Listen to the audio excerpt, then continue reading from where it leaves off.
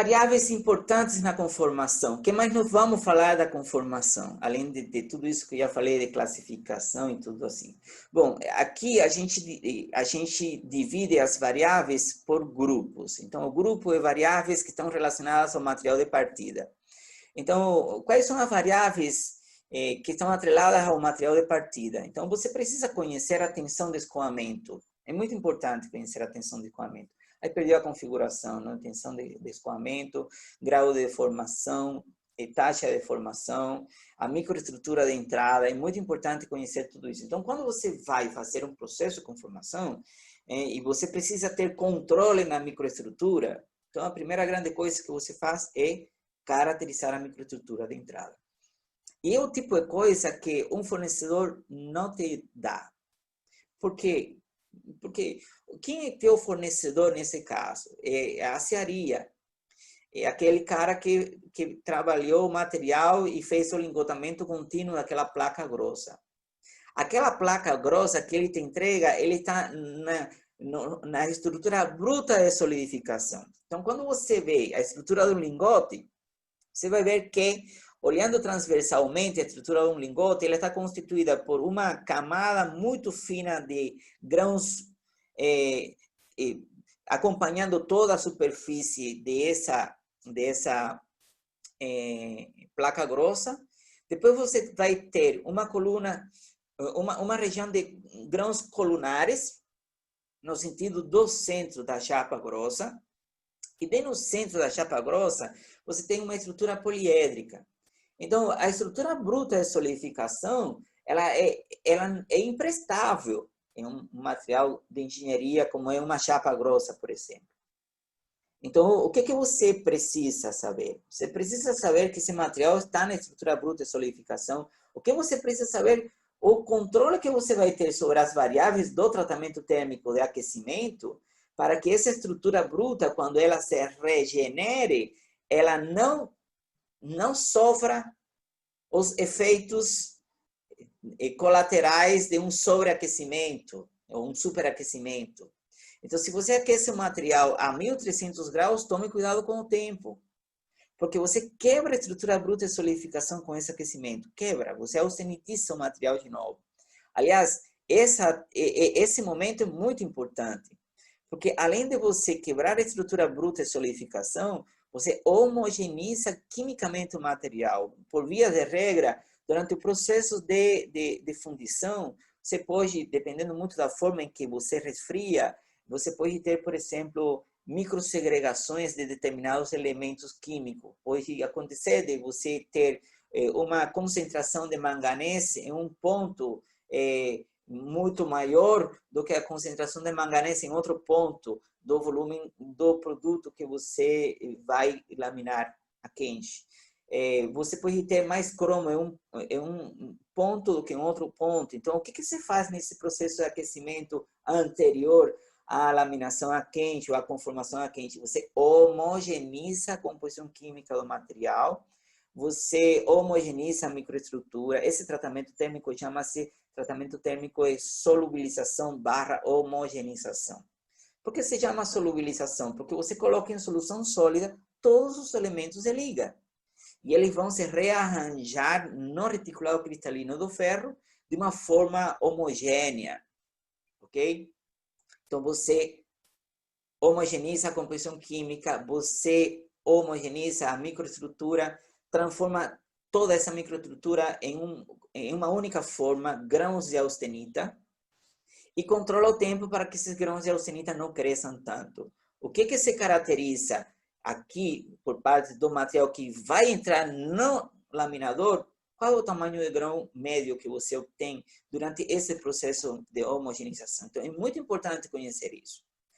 Gente, eu vou falar isso para vocês. No processo de conformação a quente, além de a gente buscar a mudança de forma, e quando a gente busca a mudança de forma, numa laminação, a gente quer ter 3 milímetros de espessura naquela chapa, depois da laminação a quente. Tá, beleza. E quanto de tamanho de grão? Quanto de tamanho de grão? Como é que você vai quantificar ou avaliar o tamanho, medir o tamanho de grão dessa chapa Se você não sabe a origem, quanto você mudou o tamanho do grão. Então, é assim, a gente busca com esta lógica aqui que você considere um estado inicial e um estado final. E no meio de tudo isso está o processo. Então, antes da conformação, o grão ele está em 200 microns. Depois da conformação, ele é 5 microns. Geralmente, os produtos conformados a quente que são produzidos aqui no Brasil, eles saem mais ou menos na casa dos 3 a 5 microns de diâmetro médio. Né? Esses são considerados grãos ótimos para trabalhar a frio posteriormente. Né?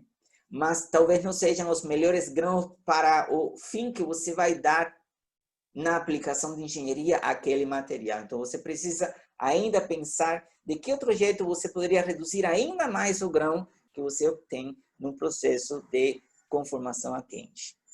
Entendeu? Então, microestrutura é importante. O quanto é conformável essa microestrutura.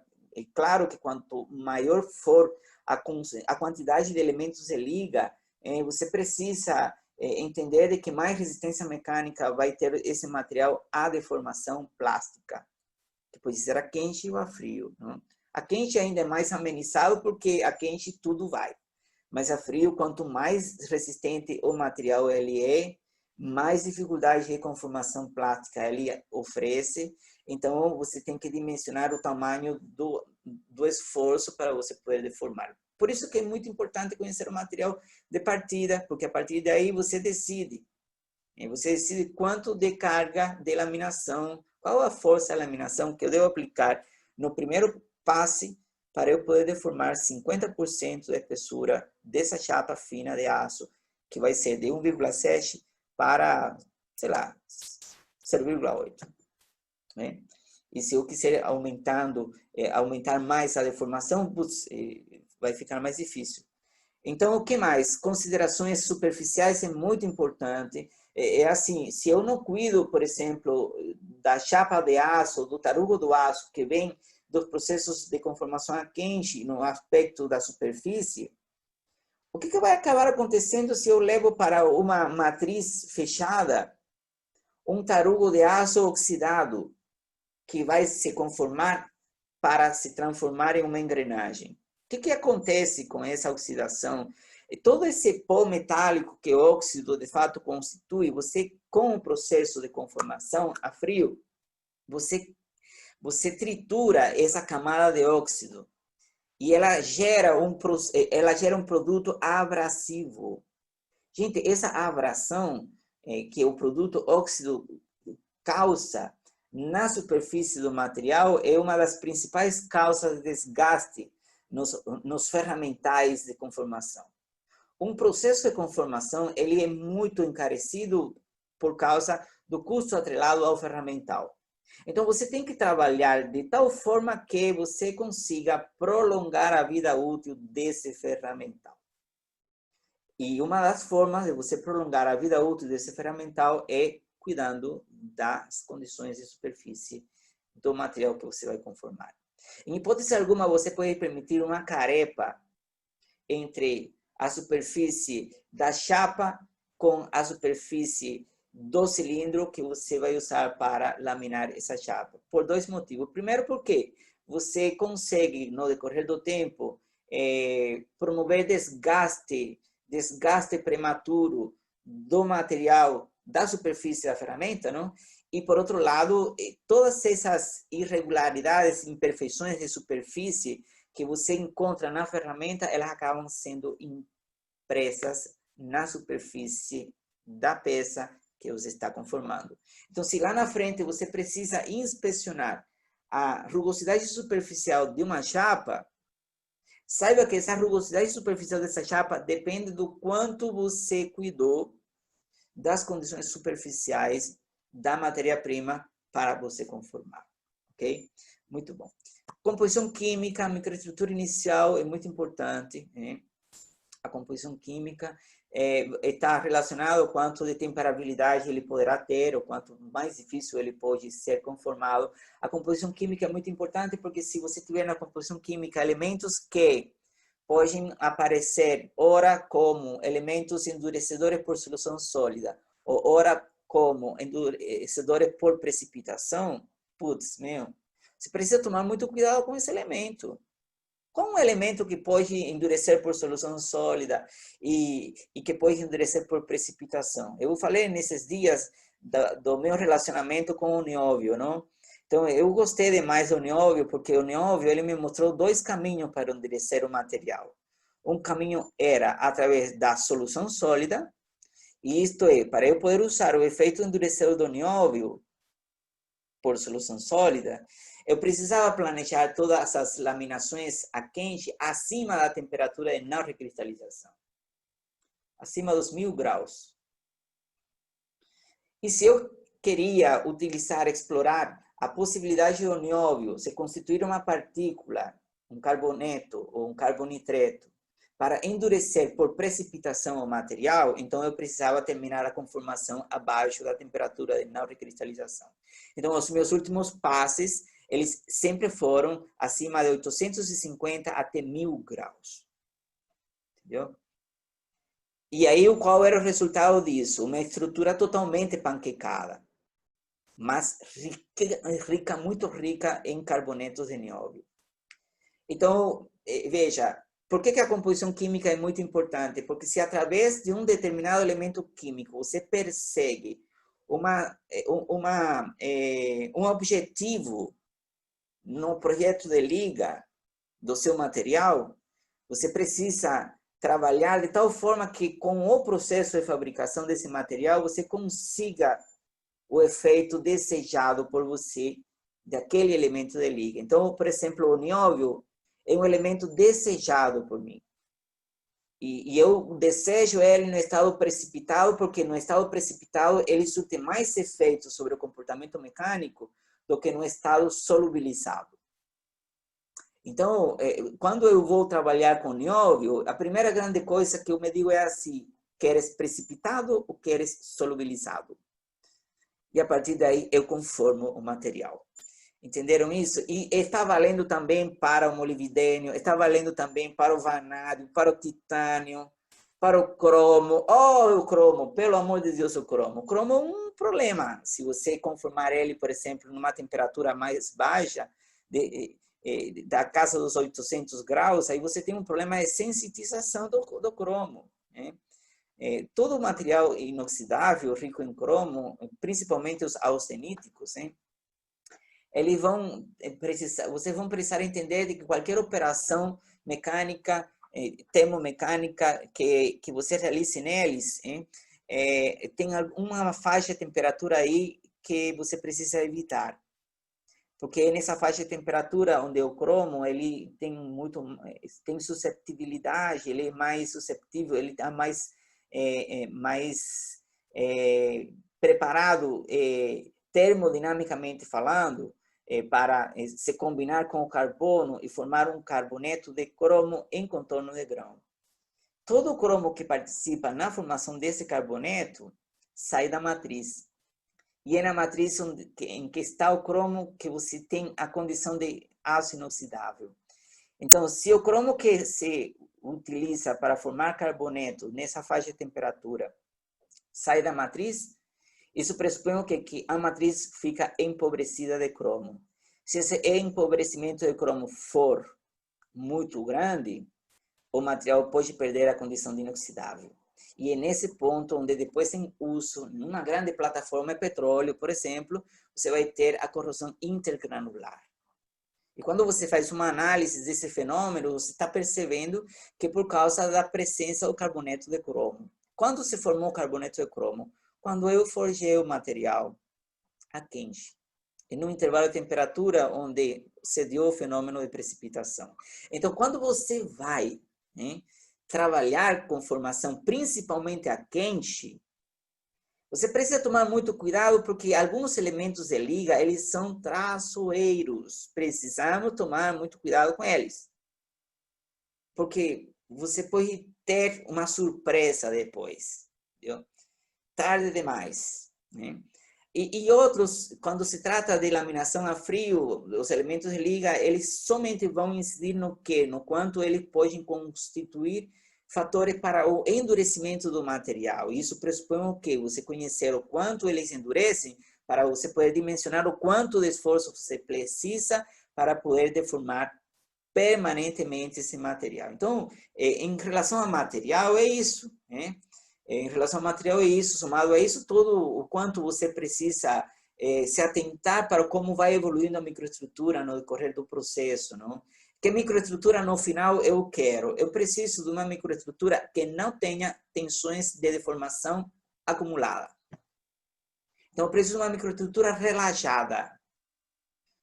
Não posso ter tensão na microestrutura. Qualquer tensão na microestrutura é uma potencial causa para algum modo de falha tipo frágil, ou acentua o modo de falha frágil no material de engenharia. Então, você precisa evitar o modo de falha frágil, pelo amor de Deus. Entendeu? Bom, beleza.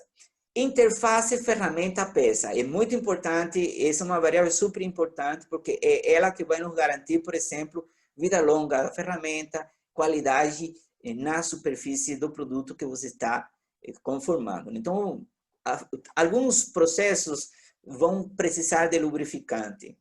Por exemplo, trefilação de tubo. Trefilação de tubo é um processo de conformação mecânica fantástico. Você faz um tubo costurado e depois você trefila ele. Esse processo de trefilação exige lubrificação. A lubrificação que se aplica nesse caso é uma lubrificação seca. E essa lubrificação seca é o quê? É um filme muito fino de sabão industrial que você acrescenta no interior do tubo que você vai trefilar. Como que você coloca uma camada de sabão industrial sólida, um filme de sabonete sólido no interior desse tubo? Através do processo de lavação industrial. Você pega o tubo, coloca ele dentro de um banho de água, imersão em água quente, limpa, desengraxa ele tudo primeiro, vai para um outro ponto, seca ele, seca direitinho, secagem industrial, e depois você vai lá para um outro momento onde você tem um recipiente com sabonete. O sabão que se usa é uma solução orgânica que, no fim, vai acabar, quando secado posteriormente, acaba sendo tipo uma camada, tipo uma maquiagem, uma passada assim, desse lubrificante sólido. Depois você vai e leva ele para a trefila e esse processo de lubrificação é o que vai garantir de que possamos ter a conformação, possamos amenizar o atrito entre o ferramental e o material e, consequentemente, com isso, evitamos o desgaste. A temperatura é muito importante, a temperatura de interface com a peça. É assim, vamos precisar entender de que nessa interface haverá na superfície e subsuperfície do material a possibilidade de você autentizar, entendeu? De você gerar camadas duras ou zonas termicamente afetadas na superfície ou subsuperfície do ferramental. Quando isso acontece, detalhe, precisamos tomar muito cuidado porque dependendo muito da microestrutura que se forma nessa zona termicamente afetada, no que diz respeito à subsuperfície do material, do material da ferramenta, você pode ter, por exemplo, aí pontos de endurecimento de forma localizada, e esses processos, esses choques térmicos, esses ciclos térmicos de trabalho que se dá na superfície, associado ao esforço mecânico que é decorrente do que é necessário para conformar o material, acabam sendo dois fatores mecanicamente, correlacionados, para serem a causa da fadiga térmica na superfície da ferramenta. Então, ciclos de temperatura associados a ciclos de esforço mecânico, o ingrediente perfeito, está tudo pronto para que possamos, no decorrer do tempo, ter uma fadiga térmica aí acontecendo, não? Microfissuras superficiais na ferramenta, não? E isso pode ser pontos de propagação posteriormente de trinca, e aí pode dar a fatalidade de você perder a ferramenta, não? Então tem que tomar muito cuidado com essas interfaces, sim? A ferramenta, ela naturalmente precisa ser fabricada com um material resistente termomecanicamente falando, não? Então, muita resistência à termofluência, isso para manter estabilidade mecânica em alta temperatura, não? Nós temos a ferramenta, olhar para a geometria dela, para as condições de superfície, para a dureza, tenacidade, uma ferramenta tipo matriz que se utiliza numa estamparia, você precisa entender de que na estamparia ela vai estar recebendo choque o tempo todo, não? Então ela tem que ter capacidade para absorver essa energia, não? Essa energia. Se ela for trabalhar sobre condições térmicas, o que eu acabei de falar agora, há pouco tempo atrás, sobre a resistência à fadiga térmica, é muito importante também, não? Equipamento, velocidade e produtividade, a capacidade de força, o tamanho da energia que ele consome, rigidez, precisão, todos esses são variáveis dos equipamentos. Então, quando você vai, por exemplo, dimensionar um processo de laminação a frio, você tem que olhar assim para o que você vai laminar a frio, não? Olha, eu vou laminar a frio aço. Aço, beleza, ok. Qual é a dimensão de capacidade de força que esse laminador precisa ter? Qual é a força máxima que posso aplicar a esse laminador, entendeu? E baseado nisso, toda a infraestrutura, toda a instalação industrial, requisitos de instalação industrial que você vai precisar garantir. Então, são muitas variáveis a que podem ser estudadas aqui. É claro que a gente não tem tempo para entrar no mérito de cada uma delas, isso fica para um curso de conformação mecânica, pelo menos umas 72 horas, hein? Mas, assim, para que você tenha uma visão geral do processo, da complexidade dele, aqui o enfoque que nós vamos dar vai ser na relação das variáveis do processo, nesse caso, temperatura, taxa de deformação, com as variáveis da microestrutura, com a exigência do produto final, não? Então, a microestrutura do produto final, as propriedades do produto final, qual é a propriedade do produto final que eu quero? Qual é a microestrutura que garante isso? Como que eu consigo, através do processo de fabricação, chegar a essa microestrutura, né? E como, através do próprio processo de fabricação, eu chego a essa microestrutura? Que parâmetros do processo incidem diretamente sobre a formação dessa microestrutura para que eu possa ter as propriedades mecânicas que, no fim, eu quero? Então, essa relação é muito importante nessa disciplina, ok? Estamos falando, assim, variáveis ambientais do ser humano. Olha, é assim, o ser humano, ele permeia todos os processos de fabricação, né? Todos eles, até os mais automatizados. Você vê sempre o ser humano, não? Você vê, por exemplo, uma linha robotizada para estampagens de painéis laterais de um veículo. O que acontece? É tudo robotizado. O robô deixa em cima de uma mesa, lá vai o ser humano, olha, faz assim, inspeciona, pega esse painel e leva para um suporte, entendeu? Faz isso aqui, entendeu? Então, sempre tem alguém por trás de tudo isso. Então, o ser humano, ele é importante por quê? Porque ele é decisivo nesse processo. Em um processo de forjamento, meu Deus do céu, é assim, quando for estudar forjamento, vou colocar alguns filmes, se vocês vão ver o ser humano, a importância que ele tem ali.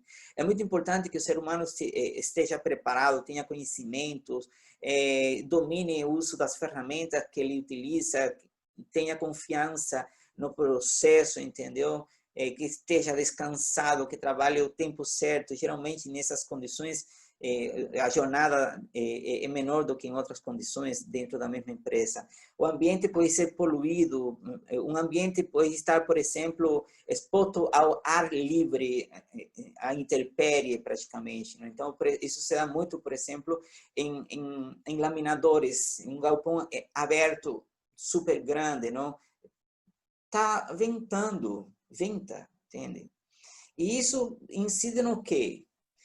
Na minha dissertação de mestrado, eu estava desenvolvendo um produto laminado a quente para fabricar facões que são instalados naquelas máquinas colhedeiras de cana-de-açúcar, sabe? Então, esses facões, eles tinham quase que 1,5% de carbono. Meu Deus do céu, só de pensar no 1,5 carbono já me arrepia, porque é o material mais duro que você imagina. E assim que ele sai do cilindro de laminação e ele dá de cara com o ambiente, ele dá de cara com uma corrente de ar. Ele tempera o ar. E se ele tempera o ar, ele endurece super em alta temperatura. E isso é complicado porque depois que ele passa pela laminação, eu preciso ter uma guilhotina para cortar ele no tamanho do facão que eu vou fabricar. Então, na posição em que a guilhotina estava, desde o último passo de laminação até o momento em que ele passa pelo corte, nesse intervalo de tempo, o que aconteceu no ambiente? O ambiente estava resfriando já o material. E quando ele chegava na guilhotina e você tentava cortar aquilo, você quebrava a ferramenta da guilhotina. Por quê? Porque o material estava duro demais. Por quê? Porque ele temperou. Como temperou? Assim que ele saiu do laminador e ele encontrou o amigo ar, ele já, super temperou. O que a gente teve que fazer? A gente não mudou a composição química do material. Nós não mudamos a forma de laminar o material. O que a gente fez? Aproximou a guilhotina para o cilindro de laminação. Assim que ele saiu da laminação, cortou e resfriou ao ar. Então, o ambiente é muito importante porque porque dependendo muito das condições ambientais em que se opera o processo, você precisa, conhecendo também as características do produto laminado, não? Do que se espera dele, você tem que repensar o processo. Então, é muito importante isso. Para as aplicações, você parte de uma placa, né? Você passa ela por processos de laminação, e você consegue obter chapas, você consegue obter tubos, né? A partir dos processos de trefilação. Veja, você lamina, consegue a chapa. Você consegue, por exemplo, calandrar e a partir dessa calandragem, você consegue, então, fabricar um tubo costurado. Você consegue, a partir de bloco, fabricar perfis, sim? Fabricar trilhos, fabricar barras, sim? Da própria chapa você consegue fabricar folhas de aço, que são chapas muito finas, sim. Dos tarugos você consegue obter barras, você consegue obter arames ou fio máquina para trefilar, né? Então, eu estou mostrando que logo na primeira camada, os semiprodutos de um processo de lingotamento contínuo, que vão ser trazidos para um processo de conformação, como este que estou mostrando aqui, dependendo muito do que eu busco. Se eu busco, por exemplo, uma folha, no final das contas, eu busco como produto fabricar folhas de aço, então o que eu tenho que fazer? Tenho que usar uma placa. Se eu busco, por exemplo, uma chapa de aço, eu parto uma placa. Se eu busco um perfil, qualquer que seja, seção transversal, um trilho ou uma barra, eu procuro um bloco, né? O bloco, ele é um material mais volumoso e de seção transversal quadrada maior do que um tarugo, né? Ele pode ter a mesma seção transversal, só que em menor tamanho, não? Depois nós vamos ver blocos tarugos nos tamanhos certos, atendendo a norma da STM, não? Estou mostrando aqui, por exemplo, tudo que poderia ser a sequência nas diferentes etapas do forjamento desse componente mecânico, né? Você vê aqui o tarugo, uma primeira deformação em que você estica ele, uma outra deformação em que você faz um biselado nele, depois você vai esticando. Então, progressivamente você vai desenvolvendo esse tipo de componente. Então, aqui estou mostrando, por exemplo, a estampagem progressiva em etapas, não? De um anel.